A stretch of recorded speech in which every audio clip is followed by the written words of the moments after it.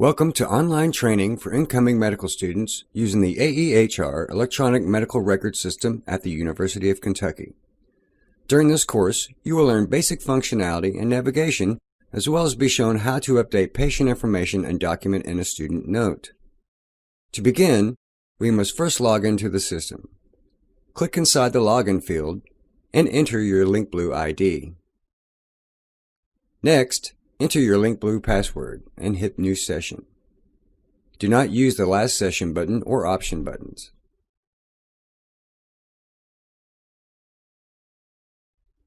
By default, you will begin in the Daily Schedule screen. The first thing to point out is the importance of logging off or locking your AEHR session whenever you walk away or are no longer using your computer. HIPAA law requires it, and patient confidentiality concerns should be at the highest priority when working with medical records. Click Log Off or Lock by clicking Lock. You simply re-enter your password and click Resume to return to AEHR. Now, let's talk about some of the main areas of the Daily Schedule screen. The Daily Schedule shows patients with appointments scheduled for the chosen date. AEHR will default to the current date when you first log in. On the left is the vertical toolbar. This shows the different sections of AEHR.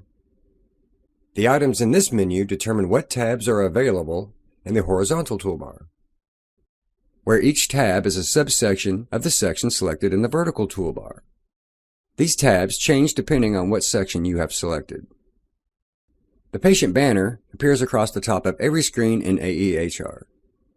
It contains basic information about the selected patient. The basic demographic information and the appointment comes across from our registration system, APM. Since we do not have a selected patient yet, it is empty. The clinical toolbar is where information is added to the patient's chart. When not incorporated in another section of AEHR, like the clinical desktop or note, it will be in a floating state.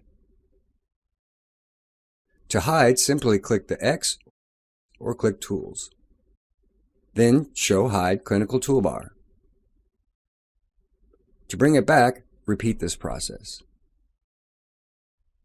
It is important to be sure that the site selected in AEHR is where you are working. If you change locations, you must also change your site so that print jobs print to the correct location and the site that appears on printed notes and orders is correct. Each clinic has determined sites that are appropriate for them. Sometimes it is physical sites where outreach clinics are located, while other times it is pods or divisions within one physical location. To change sites, click User Options on the vertical toolbar. Select the desired site. Click Chart on the vertical toolbar to return to the daily schedule.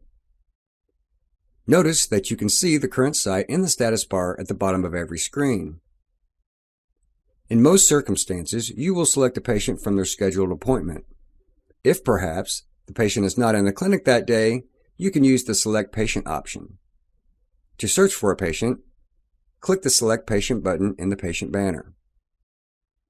It is possible to search for a patient by name, date of birth, medical record number, phone number, or social security number. We are searching by name, so we can collapse the drop-down. When searching by patient name, you can include a full or partial last name, or include an optional full or partial first name. If searching by medical record number, you must enter the entire medical record number, which will be 9 digits. In this example, we will search for patient Amanda Potter. Using abbreviations will help you get better results. Enter the name into the search box. Click Search. Select the correct patient, then click OK. Notice that the patient we selected is now the patient in context and their information is populated in the patient banner. The preferred method of selecting patients is by using their scheduled appointments. To do this, we must first locate a provider's schedule. To search for a single provider's schedule, click the Search button to the right of the provider dropdown. You can search for providers using the format last name, comma first name, or just by their last name. Type the name of the provider using their last name, comma, first name. Select the desired provider and click OK. The chosen provider's schedule for today is now visible. The provider's daily schedule shows the patients who will be in the office today. To select a patient from the daily schedule, single-click the patient. The selected patient is now in context and their information has populated in the patient banner. To view the clinical desktop when a patient is searched for and does not have an appointment, click the Clinical Desktop tab on the horizontal toolbar once the patient is in context. To view the patient's clinical desktop when a patient is selected from the daily schedule, double-click on the patient. Click Chart on the vertical toolbar to return to the daily schedule. Now let's review navigating dates in the daily schedule. The Days of the Week banner allows viewing of the schedule for other days during the current calendar week. The arrows on the right of the Days of the Week banner move 1 week forward or backward, while the Go to Today button returns you to today's schedule. The Calendar button next to the currently displayed date opens to allow more specific date selection. You can jump by days, weeks, months, or years. The schedule will automatically refresh every 5 minutes. To manually refresh, click the blue Refresh button. There are 2 ways to view multiple providers' schedules simultaneously.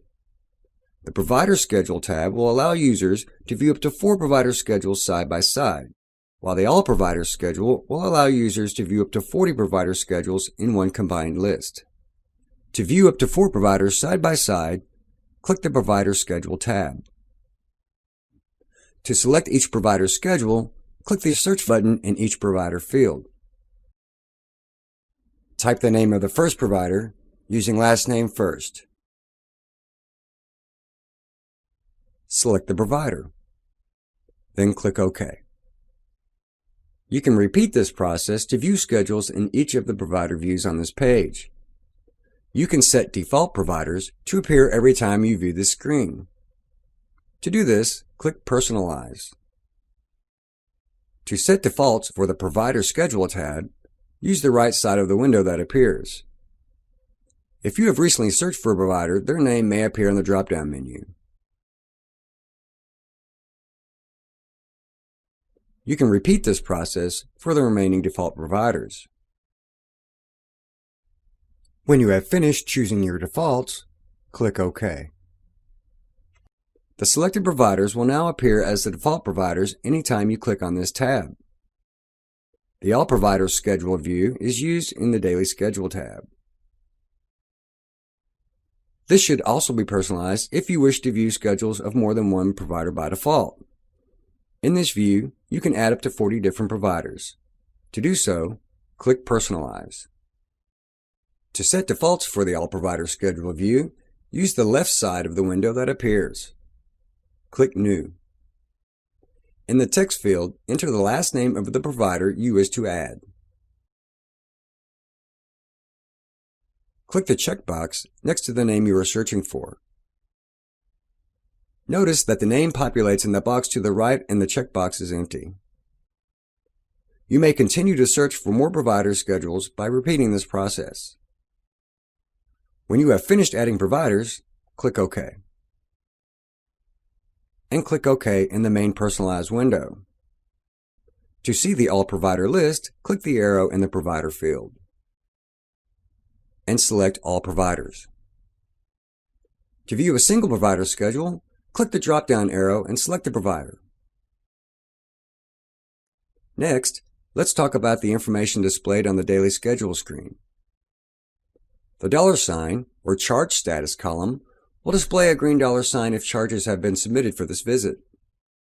The N represents the note status. If a sheet of paper appears in this column, the note has been started for this visit. If the note has a green check mark over it, then the note has been signed and finalized. TC, or Transition of Care, CS stands for Clinical Summary. The checkout staff will use this link to print a clinical summary for the patient. A clinical summary is a requirement of meaningful use. Every clinic will be printing a clinical summary and distributing it to patients as they leave their appointment. A indicates appointment status.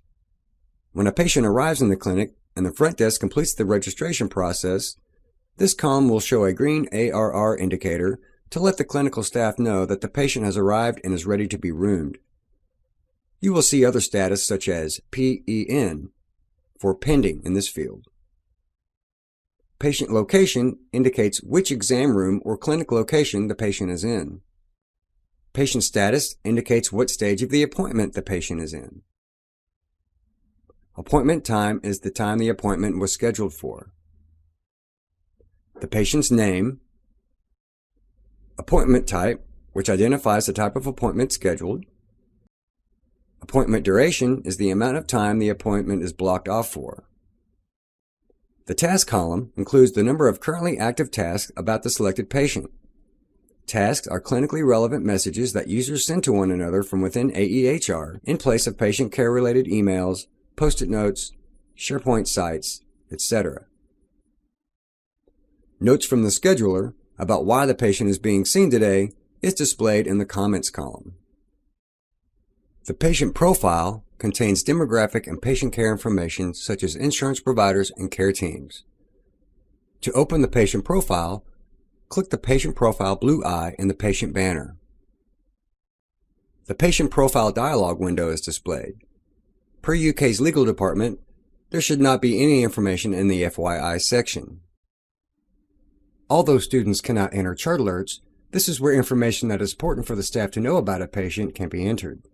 When entered, chart alerts will appear in red below the clinical toolbar anywhere in the program where the clinical toolbar is visible. The demographics section displays information such as address, phone number, primary care provider, and other information that is entered in the APM registration software. The patient care team link will display everyone that is involved in the patient's care. To exit the patient profile section, click Cancel.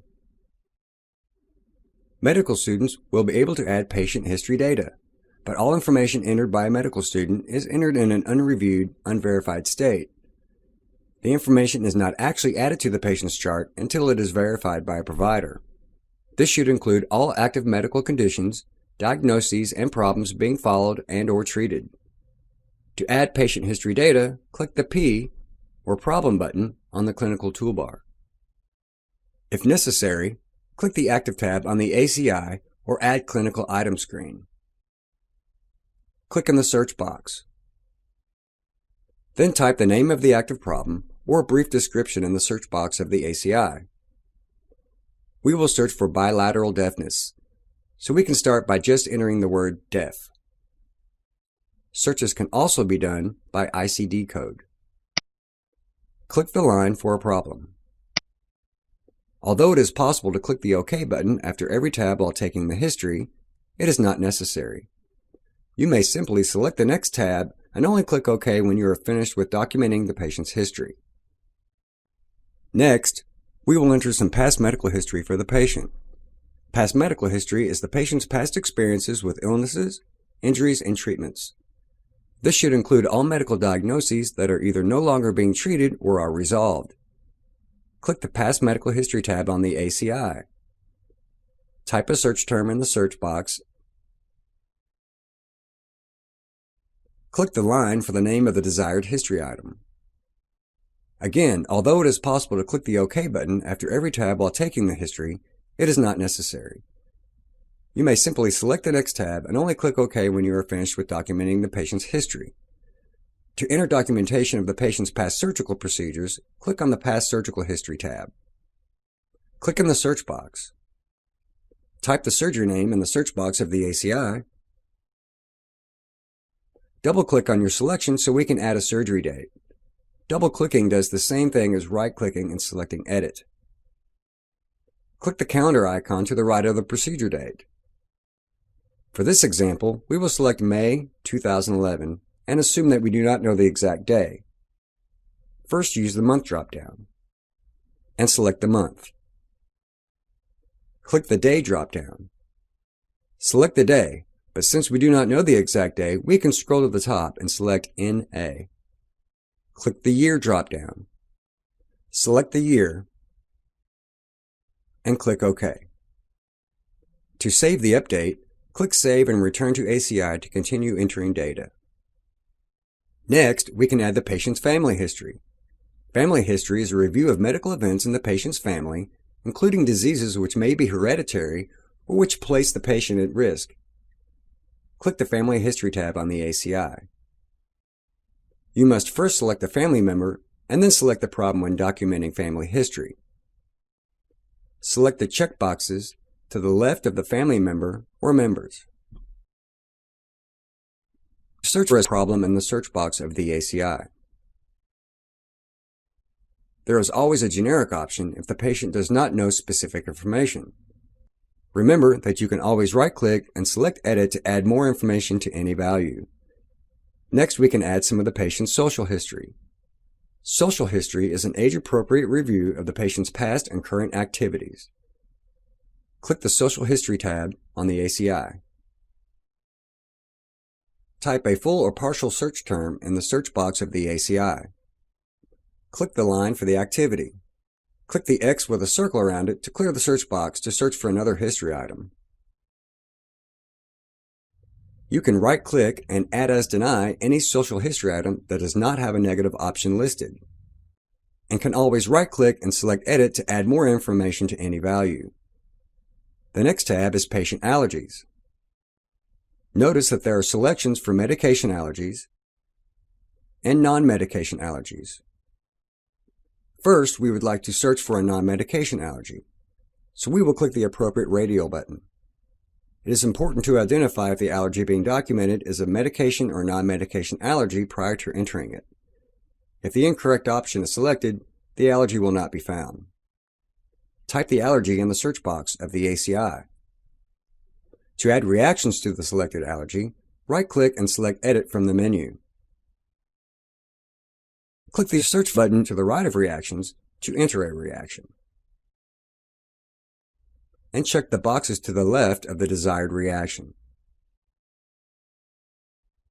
and click OK.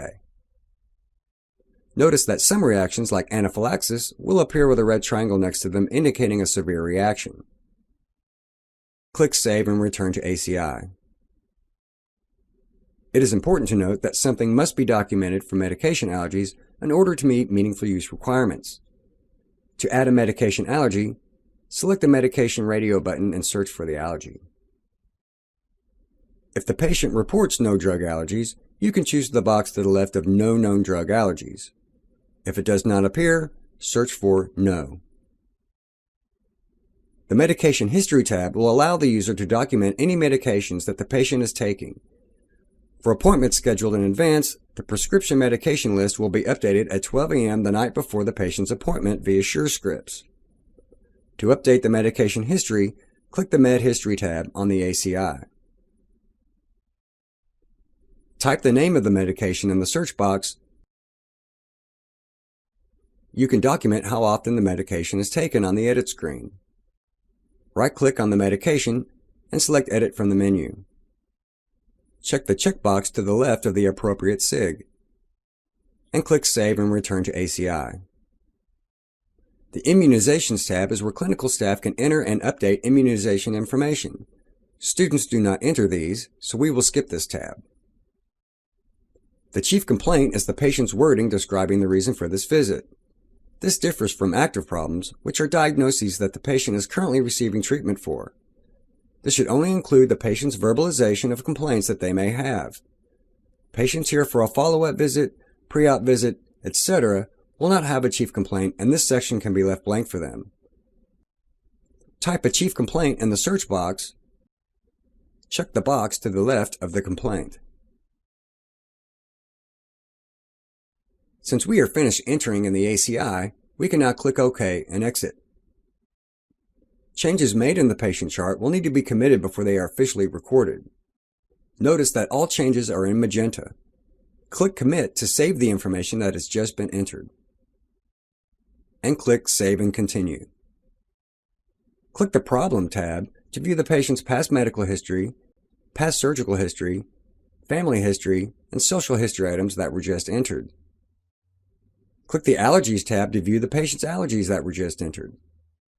Click the Meds tab to view the patient's medication history that was just entered. Now that the intake process is complete and the patient is ready to be seen by the provider, we can update their status to reflect this. On the clinical toolbar, click the Status drop-down and select the appropriate status. Then, click Chart or the Daily Schedule tab if you wish to return the daily schedule. Now, we will go over the different sections of the clinical desktop. On any tab, you may double-click on an item to view more information about it. To open the chart, double-click on a patient. The Problem tab shows the patient's active problems, past medical history, past surgical history, family history, and social history. The View drop-down box will change the view to just one of the types of items. The Allergies tab shows the patient's medication and non-medication allergies. Click the Meds tab to view the patient's medication history that was just entered. The Vitals tab shows the patient's past vital sign readings. The most recent vitals are the furthest to the left. The Immunization tab shows any immunization records we have for the patient. The Documents tab displays any visit notes created by providers, nurses, and specialists during patient visits. Some SCM notes will also appear here. The Results tab displays any results that have come back on the patient. HMP, or Health Management Plan, allows clinicians to quickly review and manage problems, current medications, reminders, and recent results for the selected patient. This tab will display an overview of the patient's problems currently being treated. The Orders tab displays any orders that have been placed on this patient. Graphs displays flow sheets of information on a patient that have been selected by the clinic.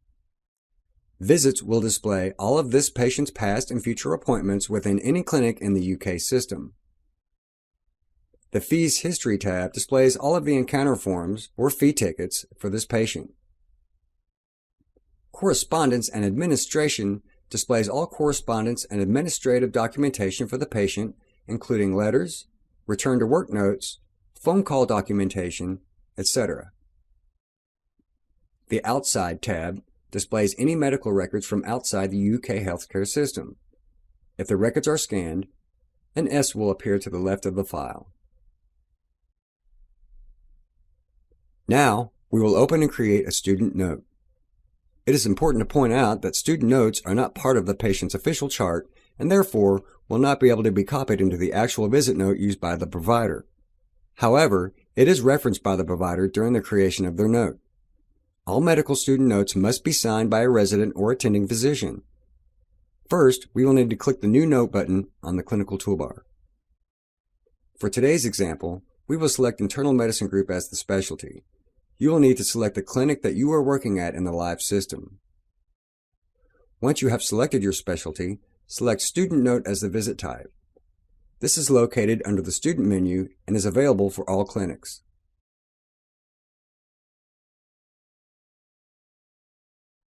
Then, click OK to start the note. It is important that you select the type of student in the subjective area of the note. Select the radial button to the left of Medical Student. From here, you will free text the remainder of the note and use the table of contents to open and document in different sections of the note.